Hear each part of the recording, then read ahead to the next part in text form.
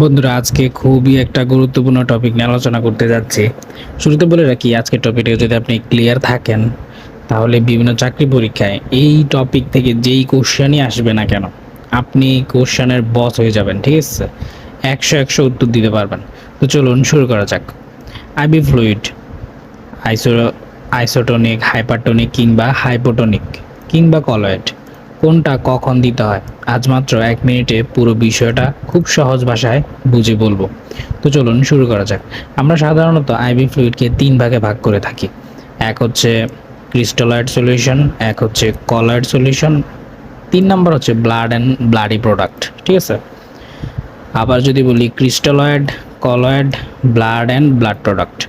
তো প্রথমে যদি আমি ক্রিস্টালয়েড সলিউশন নিয়ে কথা বলি, এগুলা সবচেয়ে বেশি ব্যবহৃত আইবি ফ্লুইড। এগুলো শরীরে সহজেই ছড়িয়ে পড়ে এবং পানি ও ইলেকট্রোলাইটের ভারসাম্য ঠিক রাখতে সাহায্য করে। ক্রিস্টালয়েড আবার 3 ধরনের, এক হচ্ছে আইসোটোনিক, 2 হচ্ছে হাইপোটোনিক, 3 হচ্ছে হাইপারটোনিক।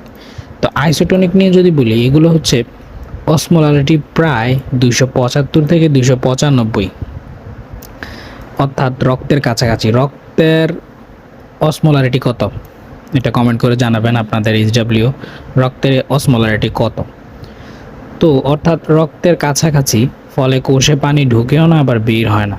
ঠিক আছে, মানে রক্তের যেই পরিমাণ অসমোলারিটি আমার এই আইসোটোনিক সলিউশনের সেম অসমোলারিটি, তখন রক্তের রিপ্লেসমেন্ট কিংবা রক্তের সাথে গিয়ে কোনো মানে কি বলে এটাকে, কোষে পানি ঢুকায়ও না আবার কিংবা কোষ থেকে পানি বেরও করে না। ঠিক আছে, উদাহরণ হিসেবে যদি বলি, 0.9% সোডিয়াম ক্লোরাইড আমরা যে নর্মাল স্যালাইন দিই, ওইটা হচ্ছে কি আইসোটোনিক সলিউশন, মনে রাখবেন পরীক্ষা আসতে পারে।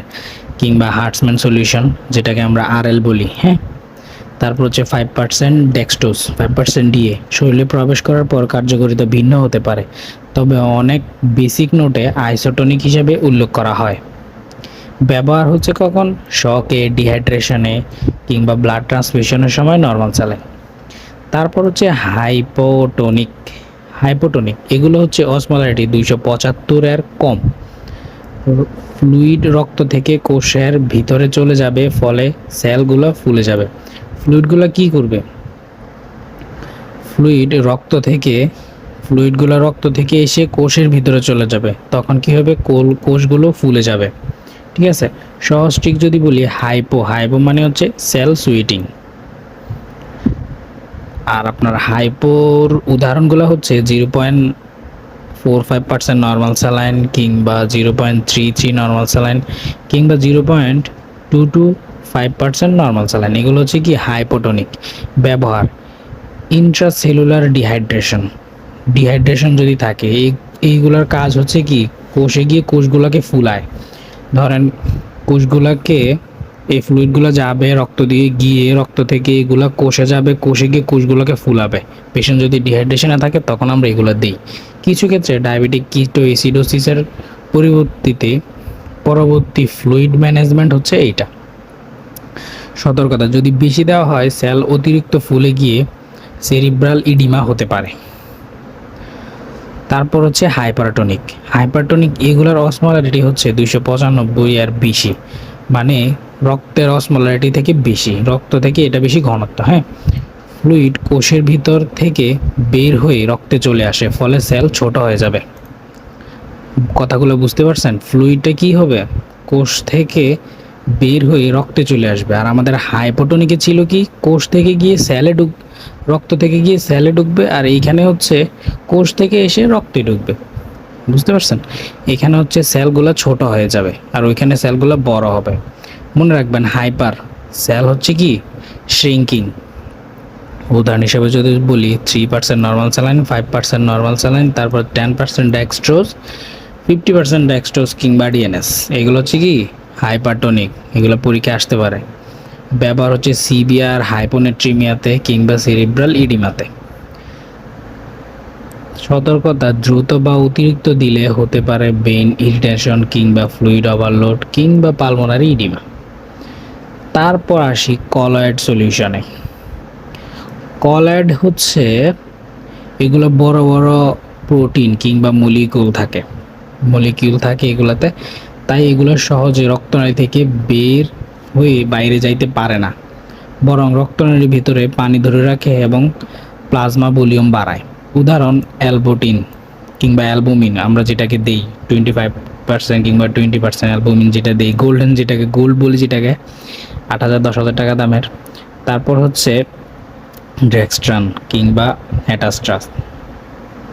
ঠিক আছে, ব্যবহার হচ্ছে শক কিংবা হাইপোভলিমিয়াতে কিংবা প্লাজমা ভলিউম এক্সপানশন। তো 3 নাম্বার হচ্ছে কি ব্লাড অ্যান্ড ব্লাডি প্রোডাক্ট। ঠিক আছে, এগুলো আইবি ইনফিউশনের একটি গুরুত্বপূর্ণ অংশ।